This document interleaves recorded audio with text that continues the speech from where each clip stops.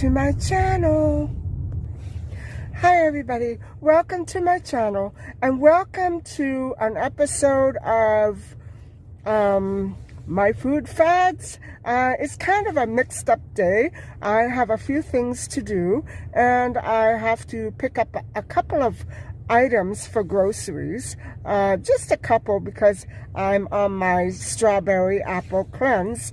And so basically I'm going into the stores to look for a little inspiration because I need to work on the area that you always see behind me when I'm home vlogging, and I have to work on my kitchen garden because the tables need to be either recycled or replaced, something like that.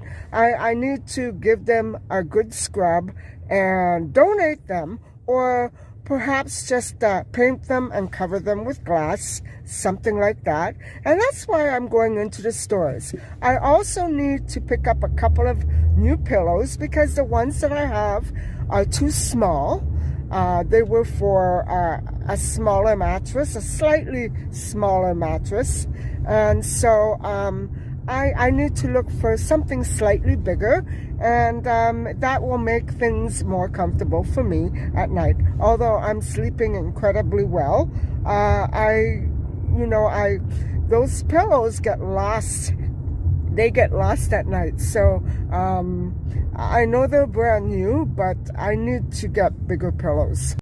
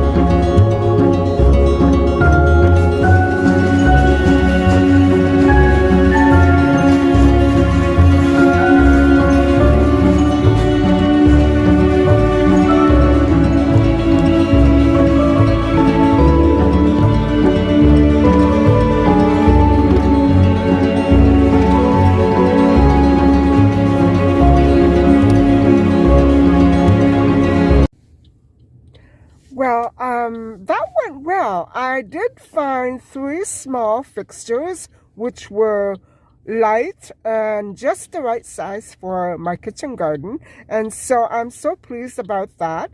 And I also purchased a beautiful ceramic flower pot, and it's a beautiful color for the kitchen. And so all in all, I spent approximately $131. I wasn't planning on spending that much. That's too much, guys. But I had to upgrade the garden, and as it is, all the other fixtures were around $199, $129, $159, and huge, so huge that I would not have been able to haul it home in my car. And so I consider myself pretty lucky. I was in that store yesterday and I didn't find anything. And so, wow, it's my lucky day, I guess. So, I did put those 2 pillows back because they weren't the same. And I ended up getting 2 different pillows, and they were double the price. But I ended up spending about $56, $57 on 2 standard queen-size pillows.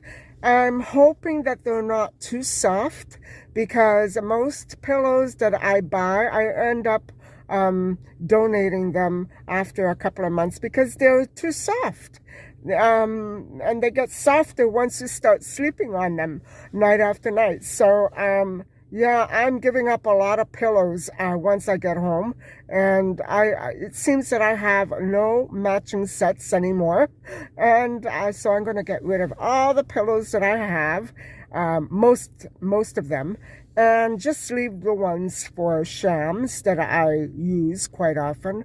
And so right now I'm heading into the grocery store, and hopefully I can find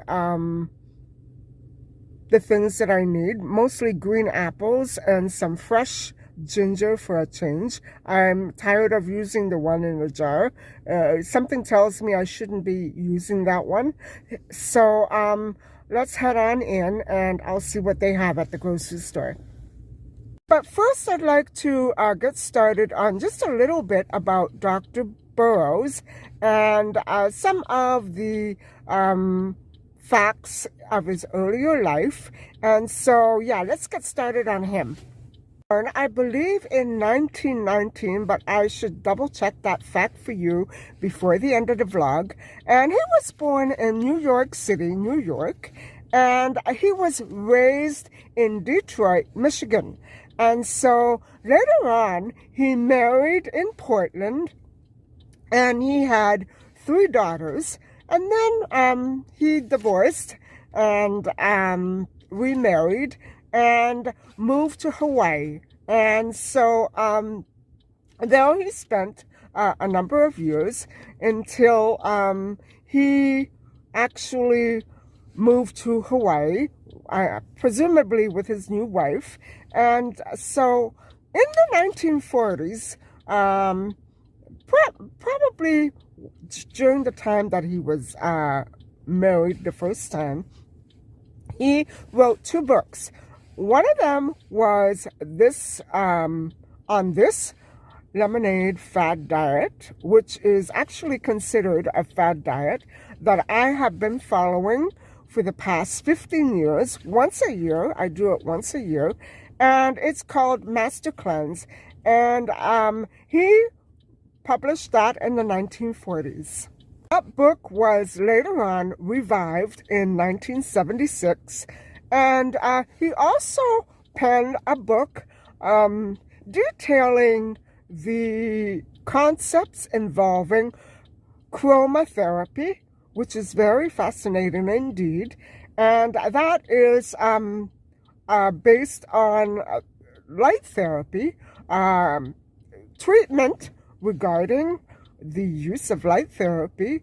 And I'm sure that you have probably heard something about red light therapy, and I tried to use some red lights myself, not in the conventional way, and I did notice some sort of change, firmness in my skin, but I'm not sure if that was related to exposure to red lights or other things that I was doing at the time. So I can't comment too much on that.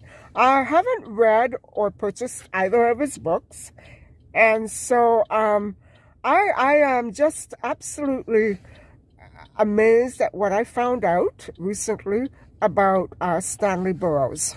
Now, before finally moving to California, San Francisco, California, in 1980, he did have a primary vocation, which was something concerning lumber and maybe timber. That was his first interest before the lemonade cleanse really took hold of his vocation. And so, although, you know, he had this sidekick going on, throughout his early life, he was also a circus contortionist. And there, he ended up with a permanently injured ankle. And it left him with a lifelong limp. I believe it was a slight limp, but it was a limp. And so, guys, Stanley Burroughs was quite a handsome man, and so he actually was a typical blonde-haired, blue-eyed, looked like a native of California, and a very, what I believe to be a very actually loyal American citizen. He was a good person. To me, I believe that he was a very good person. I don't know how he came across to other people. And he did have a naturopathic practice where he did practice and give advice regarding naturopathic medicines or substances, chemicals. He wasn't a real medical doctor. And guys, this floors me because I read sometime over the past few years, I read online a short, brief article on him mentioning that his lemonade cleanse was used in hospitals in the 1940s, and that it had been used to cure patients of various ailments. And so I took that to mean that he was a general practitioner of some sort. And so I never questioned his authenticity as a medical doctor. Well, I was wrong. And I was wrong if I misled anybody. I myself was misled, probably by something he wrote in one of his books, an excerpt. And so I really believe that I got very confused, and probably he had a good many people going to him of their own accord and free will, probably for things of the preventative nature. Never, especially if you have some sort of pressing or permanent condition, some sort of physical ailment, something, you should never do this lemonade cleanse of your own accord. Virtually, it's pretty healthy and safe if you really don't extend the use beyond a few days. And it's been said that you can do this cleanse for up to 40 days, something which I haven't yet attempted. And I hope I never feel the need to go that long with it. And but I have had some misgivings about extended use, And I remember last year complaining to you about my bladder infection every time I go on the lemonade cleanse. Well, I recently found out that that bladder infection was directly linked to the cavities that I acquired while I was drinking the maple syrup. And so this time around, I think I will use a straw and be extra careful, because I do have extra cavities that need to be remedied. And they're all from the lemonade cleanse that I did last winter. Because before that, I had a couple, but they were not, you know, anything other than that. Now I have several more. So I realize that immediately following the lemonade cleanse, I usually have this issue with cavities and a bladder infection. And so it's directly linked, I think, to the bladder infection is directly linked to the cavities. And usually because my teeth chip when they acquire a cavity. And so that's too bad. And so that chip causes my bladder to overact. And I had this issue for months and months until I finally had that tooth removed. And now I have to have it replaced. But when I had it removed, all those bladder issues were instantly gone. And so that's how I know, even though I had been on antibiotics for the chip and the bladder infection, the symptoms persisted. So yeah, health is weird. And if you're not careful, one symptom can lead to another without you ever really finding out what the heck is wrong. And so even though doctors are not medically trained in the area of nutrition, nor should they be, because nutrition affects everybody differently, and one thing can't cure guaranteed proof, can't cure something that is deemed to be fatal, not with 100% guarantee. So doctors can't rely on nutrition to heal patients. They're not medically trained in that field of expertise. And so that's why I'm saying, even though they're not trained, a doctor will know when he hears that it's lemonade and syrup, and that you're going to be doing the cleanse for presumably 10 days, he'll know if that's going to be good for you or cause you issues. So I would check with a medical practitioner, and just to be on the safe side, and see what he says. Maybe you're better off just trying it for 2 days or 3 days and see how that goes. Feeling much better about having detox for a month and a half instead of a mere 3 days. I feel much better, and I can really feel the difference. Last year, it was just a whole bunch of water that I used right before going on the lemonade cleanse. But this time, I can actually feel the difference in bigger ways, and I'm swimming in my clothes, but that's only temporary. I want to try to maintain this with good vegetarian meals. And so after the cleanse, I think what I'm going to do, instead of going back to food, is simply retrace my steps, first with the strawberry apple cleanse, and then maybe with some orange juice, and then I'll go back to the pineapple detox with a full vegetarian meal plan, and we'll see how that goes.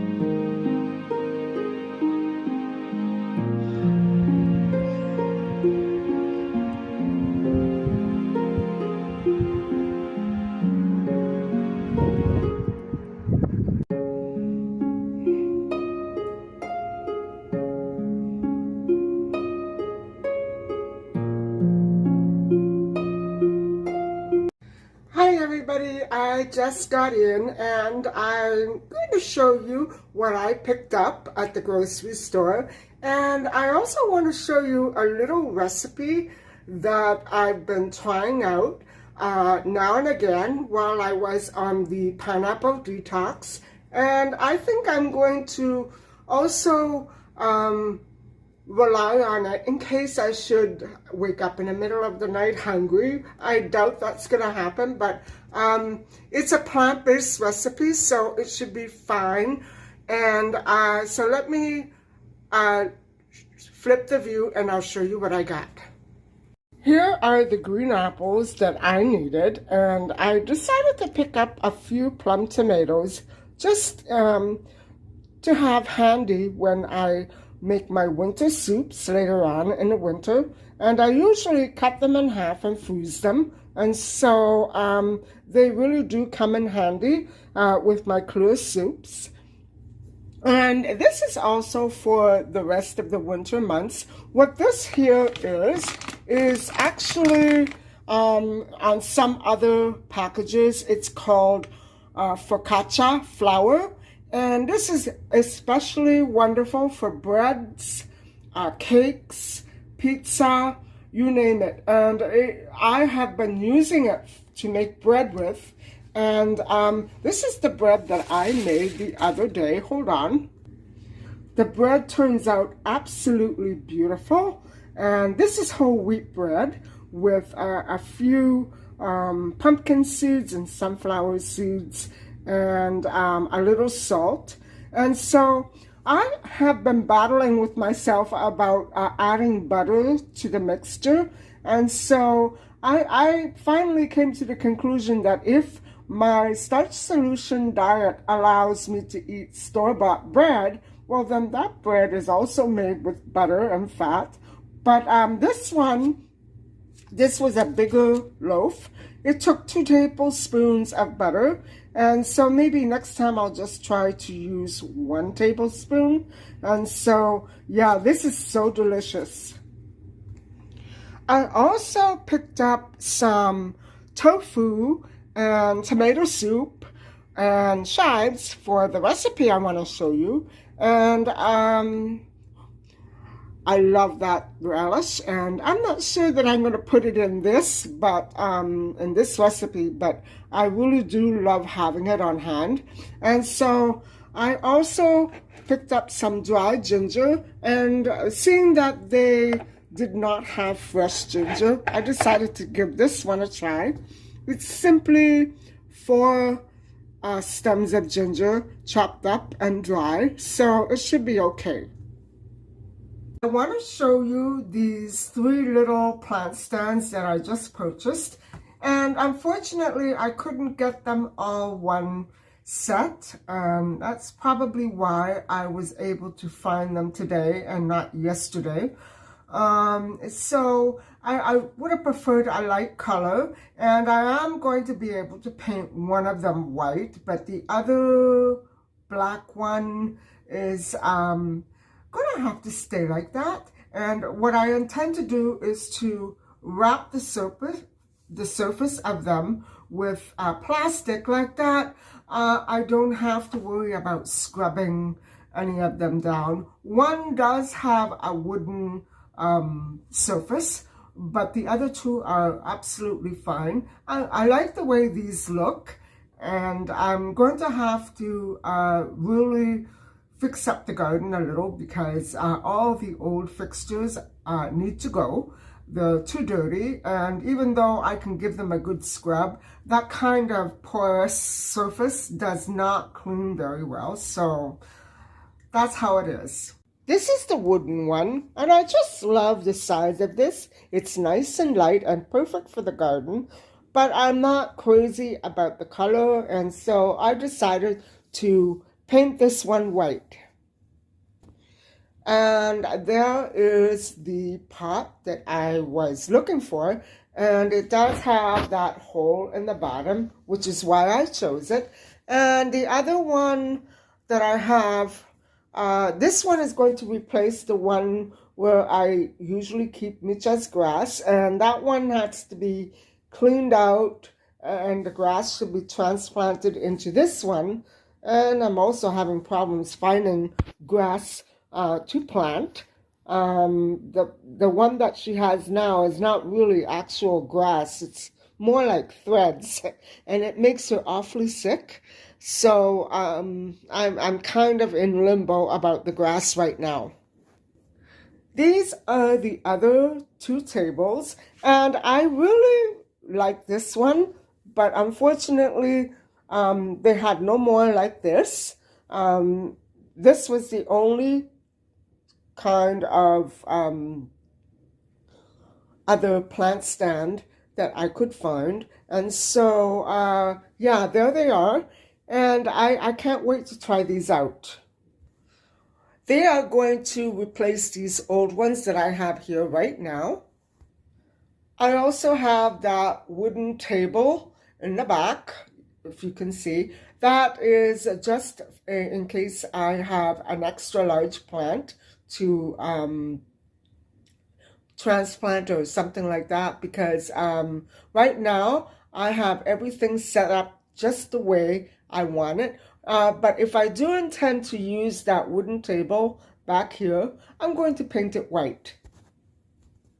And so I just love this one that I purchased the other day, and it's perfect. The only thing is these spaces are very confining, although they can hold other items. You know, they're not good enough for my other plants, so I needed to get single ones, if you know what I mean. Continuing with our story on Stanley Burroughs, things went well enough for him before 1960. He practiced chromotherapy, deep massage, and deep reflexology. And so he had luck curing common and severe ailments, and such as the common cold and ulcers and even cancer, all through alternative medicine. And he even cured one woman of breast cancer using chromotherapy to draw out the cancer cells. And that is so fascinating. I am not sure how that works. I don't know if it could have, I'm pretty sure it could not have been a random coincidence that this woman was cured of her breast cancer, but she did not go through the typical routine of chemotherapy. So I'm not sure, guys. Your guess is as good as mine. But in 1960, Stanley was investigated by the FDA and eventually charged and convicted for the sale of colored lights and practicing medicine without a license. So, yeah, and he would again become charged with the same conviction in 1981, practicing medicine without a license.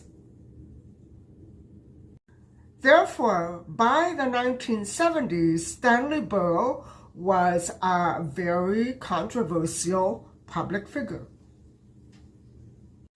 In 1981, along with the conviction of practicing without a license and the sale of colored lights, Burroughs was also convicted of second-degree felony homicide.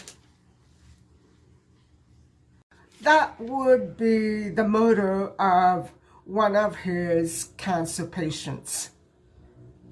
After deliberating over the treatment therapy that Burroughs had this cancer patient follow out, the jury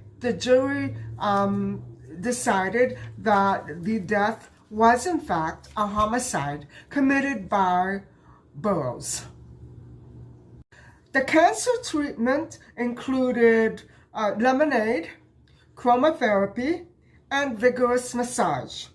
And the agreement also was between the patient and Burroughs that this patient would abstain from contacting his own physician for 30 days. Why?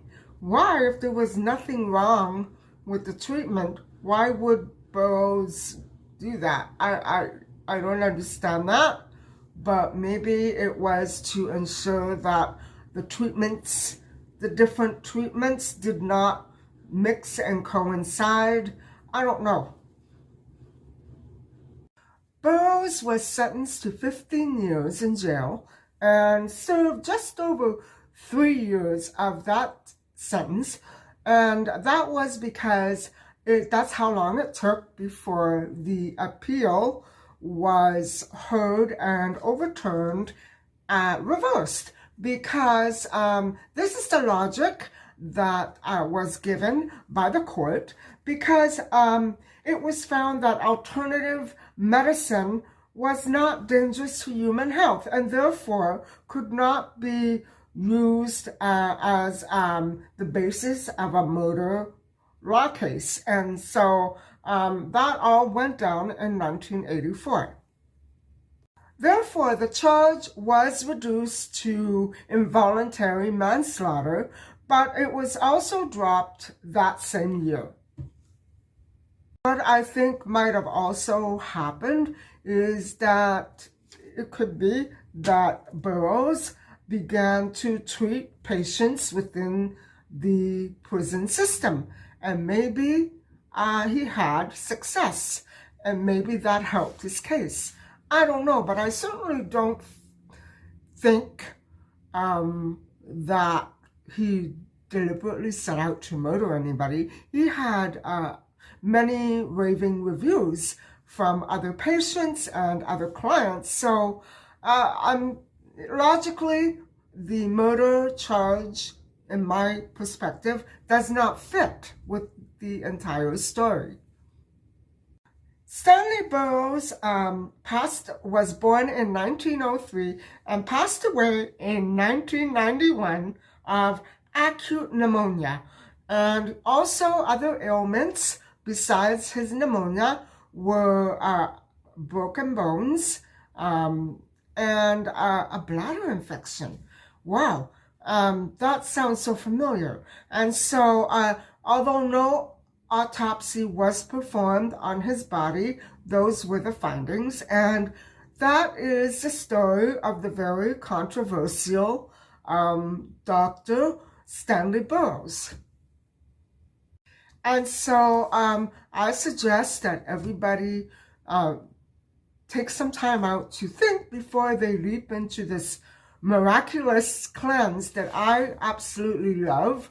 But now I'm beginning to get a little scared about it because I know that even this morning with the tea, the detox tea, I didn't even start the lemonade cleanse and I was having issues. So it's very surprising to me that the detox tea would have that much of an effect on me. It could be because I've been detoxing for all this time. I don't know what to think. Well, I'm certainly going to try it out, and probably, if not tomorrow, the day after. I want to make sure that I'm in for a good period of 24 to 48 hours before I go out, because this is a very intense cleanse, and I don't want to get stuck on the road somewhere and, have these issues pop up out of nowhere. So yeah, I have to be very careful this time and make sure everything goes smoothly. Thanks for coming along to the stories with me today, and I thank you so much for listening and watching. Bye.